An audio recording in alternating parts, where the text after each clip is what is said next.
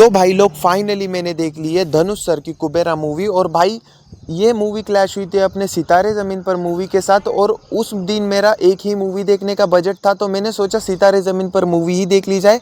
और उस मूवी का रिव्यू चैनल पे प्रेजेंट भी है। और जबकि मैंने इस मूवी को अब देख लिया है तो इस मूवी पर भी बात करना बनता है। और जबकि मेकर्स ने इसका नॉर्थ इंडिया में कुछ ज़्यादा प्रमोशन किया नहीं है, हालांकि इसे बोला जा रहा है वर्ल्ड वाइड रिलीज़, पर भाई ये नॉर्थ इंडिया में नई के बराबर लगी है।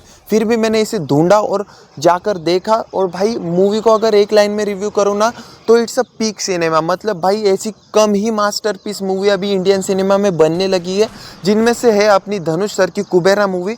और भाई इसकी हर चीज़ पर बात करेंगे, मतलब इसकी परफॉर्मेंस, इसकी स्टोरी, इसकी कास्ट और हर जो भी चीज़ मुझे इस मूवी में अच्छी लगी है, मैं उन सभी चीज़ों पे बात करूँगा। तो सबसे पहले इसकी स्टोरी पे बात करते हैं, क्योंकि वो काफ़ी ज़्यादा स्ट्रेट फॉरवर्ड है। मतलब आपको एकदम साथ में पकड़ के रखेगी। तो देखो, होता ये है कि एक ऑयल स्कैम होता है जो कुबेर के खजाने से कम नहीं होता। और भाई उस स्कैम से आने वाले होते हैं करोड़ों करोड़ों रुपए, जिनमें से कुछ हिस्सा जाने वाला होता है मंत्रियों के पास में। और भाई वो जो पैसे होते हैं वो सारा का सारा ब्लैक मनी होता है, जिसको वाइट करने के लिए ढूंढे जाते हैं चार भिखारी, जिनमें से होता है अपने धनुष सर का कैरेक्टर।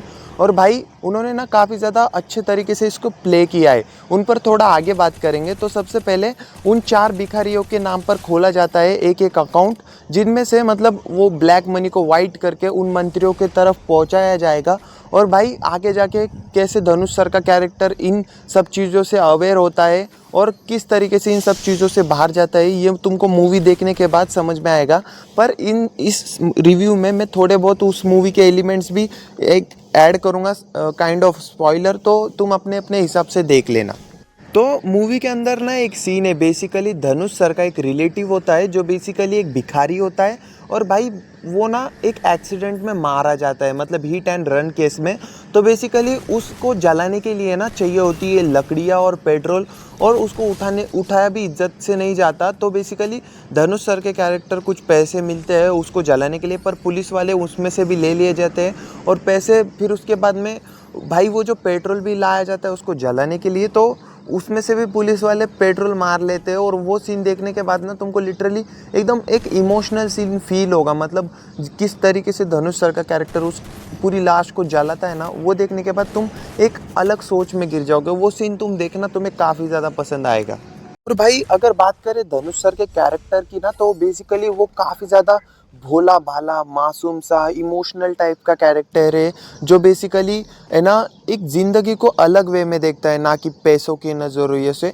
और वो ना काफ़ी ज़्यादा फील हो जाता है, मतलब उनका कैरेक्टर और जिस तरीके से उनकी डबिंग की गई है ना, तो वो एक इमोशनल मुझे तो फील हुआ, तुम्हारा नहीं पता होगा मुझे, पर वो तुम देखोगे ना वो काफ़ी ज़्यादा बढ़िया है। और भाई धनुष सर इतने बड़े सुपरस्टार है, फिर भी उन्होंने इस तरीके के कैरेक्टर को प्ले किया, वही बड़ी बात है। क्योंकि आजकल कुछ एक्टर्स तो ना ऐसे रोल्स को प्ले करना ही नहीं चाहते, क्योंकि उनकी इमेज ख़राब हो जाएगी इसलिए। पर धनुष सर ने ना इस मूवी के अंदर इतना भागा है ना, मतलब बेसिकली वो हर सीन में भागते ही नज़र आए हैं। कभी पुलिस से भाग रहे, कभी किसी से भाग रहे, तो कभी किसी से भाग रहे। और वो देखने के बाद ना एक लिटरली उनका दर्द फील होता है कि भाई अब बस करो, इस बंदे को कितना टॉर्चर करोगे। वो तुम मूवी देखने के बाद समझ जाओगे भाई। और हाँ भाई, इस मूवी के अंदर ना नागार्जुन सर भी है, क्योंकि भाई उनको इग्नोर तो मैं बिल्कुल भी नहीं कर सकता, क्योंकि उन्होंने ना दिल छू जाने जैसी परफॉर्मेंस दी है इस मूवी के अंदर। क्योंकि भाई उनका कैरेक्टर एक बेसिकली एक एसबीआई ऑफिसर होता है, जो बेसिकली रेड मारता है एक बड़े मिनिस्टर के घर पे। और जिन सर के कैरेक्टर के भी ऊपर रेड मारता है, जहाँ से वो 100 करोड़ निकलता है। और मिनिस्टर फिर उसके बाद में उसको काफ़ी ज़्यादा केसेस में फंसाने के बाद में उसको 10 साल की जेल होती है। और जिम सर का कैरेक्टर उसको बचा के बाहर लाता है, क्योंकि वो उसकी मदद कर सके इस ब्लैक मनी को वाइट करने के लिए। और वो किस तरीके से करते हैं वो तुमको मूवी देखने के बाद समझेगा। बट ये बता दे रहा हूँ कि अपने जो नागार्जुन सर का कैरेक्टर है वो एक ग्रे कैरेक्टर है, जो अपने लिए ही जीता है और वो एक इमोशनल टाइप का ही है बंदा। तो तुमको वो कैरेक्टर मूवी देखने के बाद ही समझ आएगा। तो अब बात करते हैं रश्मिका मंदाना की, क्योंकि भाई उन्होंने पुष्पा मूवी में भी काम किया था, मुझे उनका उस मूवी में भी काम पसंद नहीं आया था। छावा मूवी में भी मुझे उनकी परफॉर्मेंस पसंद नहीं आई थी। और भाई वो ना हर मूवी में दिख रही थी, तो मैं उनको इग्नोर ही मार रहा था। पर इस मूवी के अंदर मुझे उनकी परफॉर्मेंस अच्छी लगी, जो उनकी केमिस्ट्री धनुष सर के कैरेक्टर के साथ फिट बैठ रही थी, वो काफ़ी ज़्यादा मुझे अच्छी लगी। बस यही कहना चाहूँगा उनके बारे में। अब बात करते हैं इस मूवी के विलन की, क्योंकि विलन का कैरेक्टर प्ले किया है जिम सर्ब ने, और भाई वो मोस्टली मेरे फेवरेट एक्टर्स में से आते हैं, क्योंकि भाई उनकी परफॉर्मेंस मुझे इस मूवी में विलन के रोल में काफ़ी ज़्यादा अच्छी लगी। मतलब बंदा एकदम साइकोनेस की हद ही पार कर देता है, किसी को भी कब भी मार देगा पता ही नहीं चलेगा। और भाई ये ना मूवी अपने इमोशंस पे काफ़ी ज़्यादा हेवीली रिलाई करती है। मतलब बेसिकली इस मूवी के अंदर अगर तुम किसी भी कैरेक्टर से कनेक्शन फील कर पा रहे हो तो ये समझ लेना कि उसके अगले ही सीन में डेथ होने वाली है, क्योंकि भाई लिटरली ऐसा हुआ है।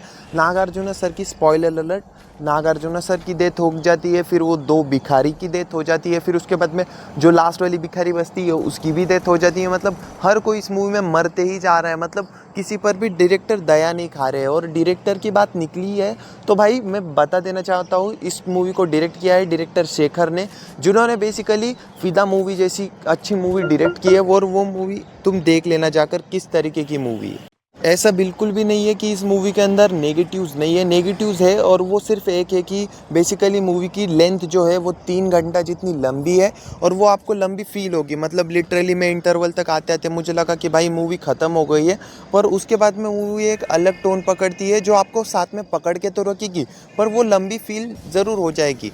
और भाई मैं ना इसकी लेंथ का ही प्रॉब्लम इसमें डालना चाहूँगा, क्योंकि बाकी टाइप से मूवी काफ़ी ज़्यादा बढ़िया है।